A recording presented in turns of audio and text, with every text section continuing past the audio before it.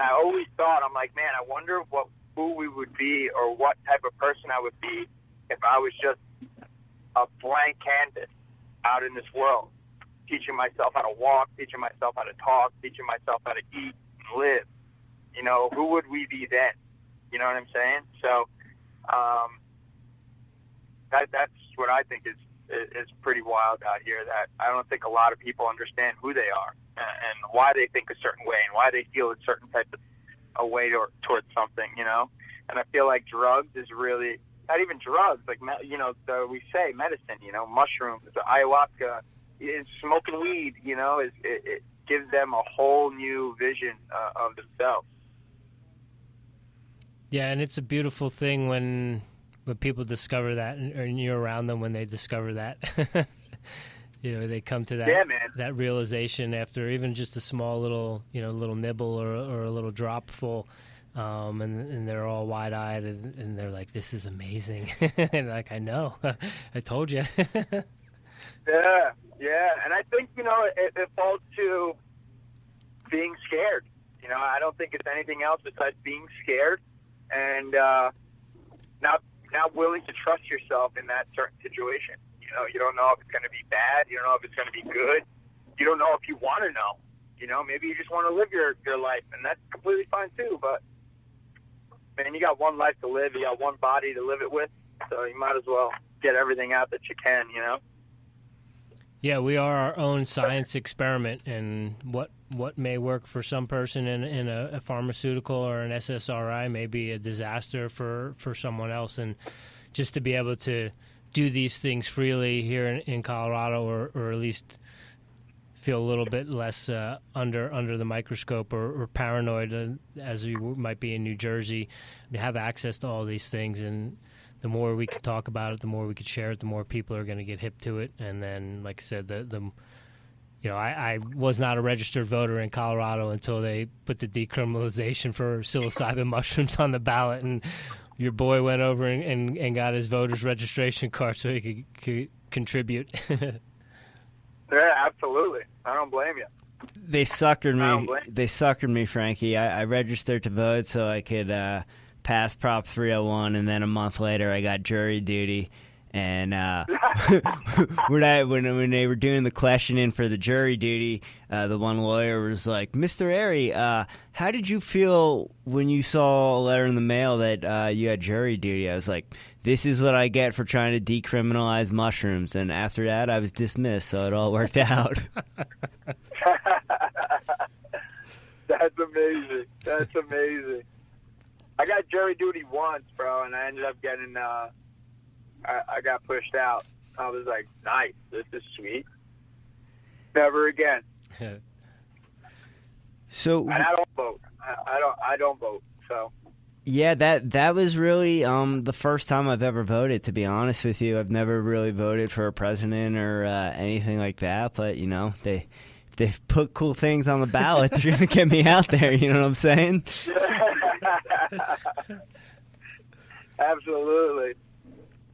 So we kind of got on this topic. We were talking about you were in Florida to do a wedding.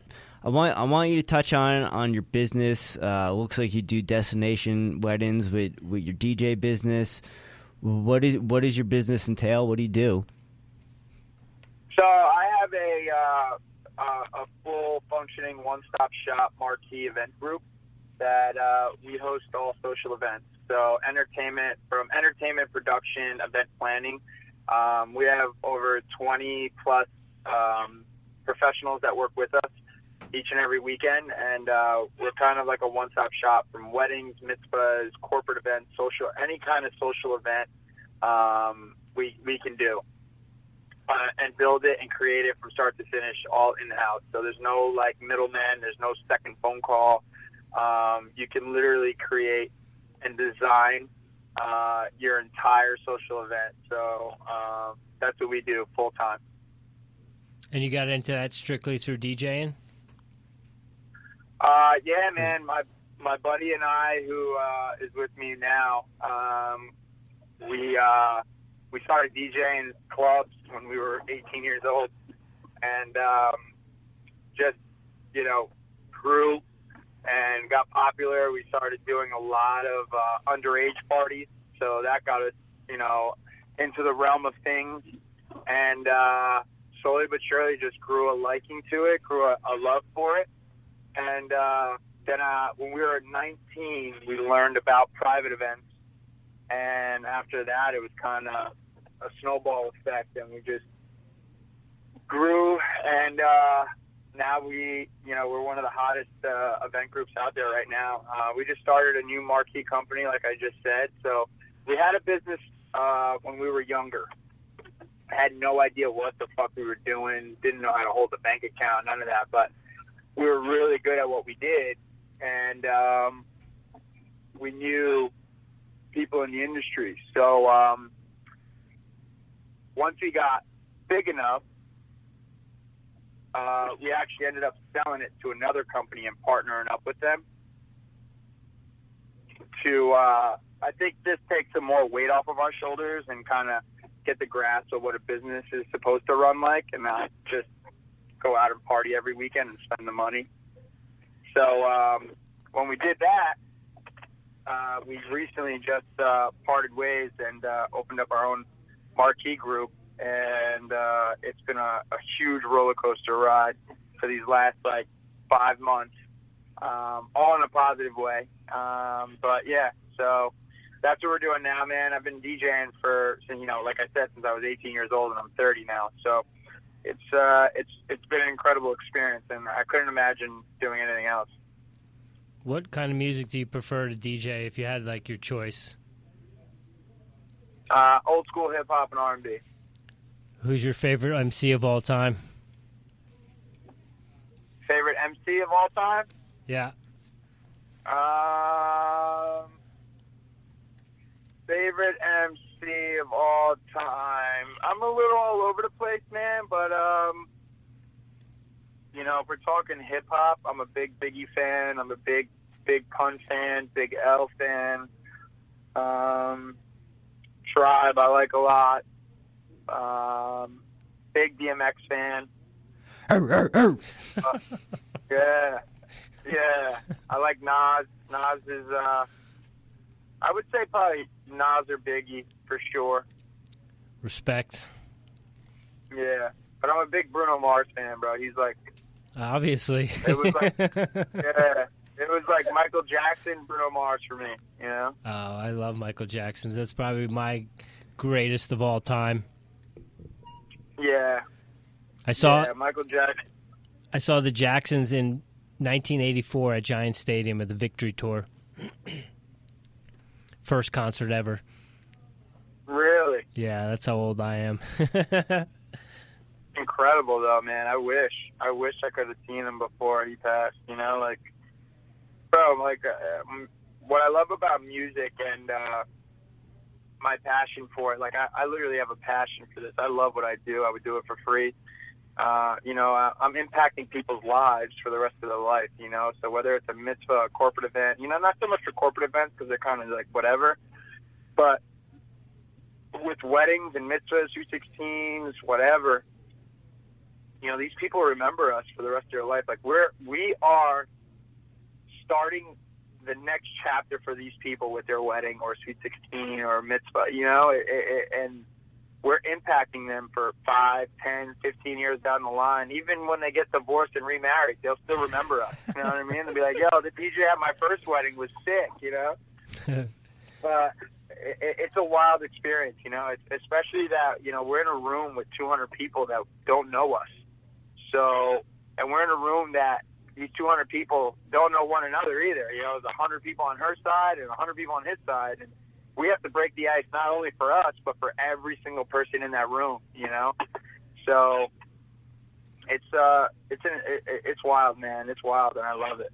What's your go-to icebreaker song, or what do you put on to get the party started, or do they request that? Honestly, Stop Till I Get Enough is a big popular one. Which one? Michael Jackson, okay. Don't Stop Till I Get Enough. Right on. That's a big popular one. I play a lot of old school stuff. I like old school disco and funk. Yes. So that stuff always goes over well. Do you make original music, or is it all just parties and DJing that way? No, I never got into producing or anything. It was just, Jimmy will tell you, I'm always in 100 million directions all the time. So to like sit down and actually produce music is too much for me. So I just play out, and I don't really even play out anymore. I strictly stick to private events. But when I do clubs and stuff, I play every genre. But it's all already made stuff, nothing that I created. Do you have any favorite Bridezilla stories? Bridezillas. I don't have any bride. I've never had really a Bridezilla. I have to say I've been pretty fortunate with that, but I have some pretty wild bride and groom stories. Like I can see the bullshit in this when I sit down with clients and stuff. So.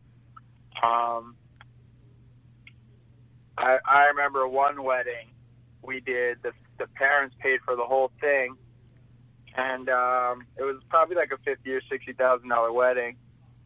And they booked me to do their entertainment. I booked them through a friend, and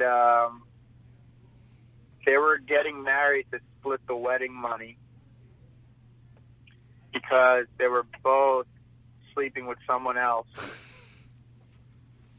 And so after the wedding, they were going to just go their separate ways and split the money down the middle. What? And I found this out the day of the wedding. So that put a whole new, impact on that. So I had to go through the wedding like I didn't know anything was going on. And to put the cherry on the top, they invited the person that they were messing around with to the wedding. Was this in Jersey? Oh, yeah. Oh, yeah. Gotta love it. Did you ever have any no-shows? No, never had a no-show. I had clients that get divorced 4 months later. That's really it, I've had, best men, make complete asses of themselves. That was probably the biggest thing, Like speeches? But no, I never had, speeches that they're already drunk and, they're talking about old times and, how they used to bang girls together with the groom, and, I had to cut them off, or talking about the experiences that he had with the bridesmaids. And, I'm like, bro, you guys picked the fucking wrong time for this. So you mentioned the wedding where you found out that they were splitting the money and they were only in it for the money. How, as a professional, do you not let that perfect your performance and, getting the party started and making sure everyone enjoys themselves? Or at that point, are you just like, fuck these people, I really don't even care? Slayer all night. I've never said that. Even if I had, a tough, my mitzvah clients sometimes are tough. But I've never done that. You know why? And I run a very tight ship with my company. I mean, everybody that works with us, we're very close with. We have a good relationship with all of my staff and everybody. And regardless of the circumstance, whether they're in it or they're not, or my staff shows up hungover or whatever, it's not the client's fault. And no matter whether they like each other, they don't, they're fighting, whatever it is, as long as we come 150% correct and, in it and dedicated to it, there can't be any fallback on us. You know what I'm saying? So whether they hate each other and get divorced the next day or whatever it might be, it can't fall back on us and say, oh, you guys weren't in it or whatever because you knew what was going on. So at that rate, you just got to put a fake smile on and make sure you create the experience that they were expecting, regardless. You're a better man than I am. Yeah, it's tough, man. Sometimes you just got to swallow the bullet and just go with it. So you mentioned you had knee surgery. You're coming back. You've been about 10 months. How's the recovery been going? Have you been training? Do you have a fight scheduled yet, or anything on the horizon that we should be looking out for?